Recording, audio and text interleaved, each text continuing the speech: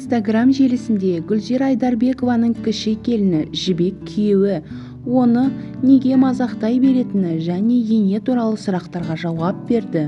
Күйеуіңіз сіздің үстіңізден әрқашан күліп жүреді, сізді сыйламайды. Осылай сыйламайтын күйеуді барлығыңызға тілеймін.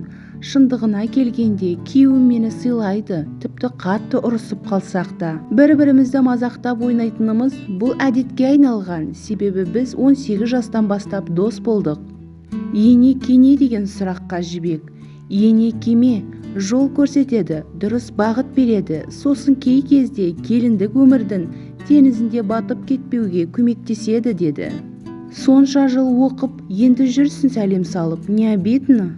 Әр сәлеміме үлкендер батасын береді, одан артық болмасам, кем болмаспын. Білсеңіздер, королеваның келіндері де сәлем салады, деп жауап жазды Жібек. Ал кейбір оқырмандар Жібектің материалдық өміріне қызыға қарады. Папан джип әперді, күйеуін келе сала магазин ашып берді, бәрі дап-дайын, деді оқырман.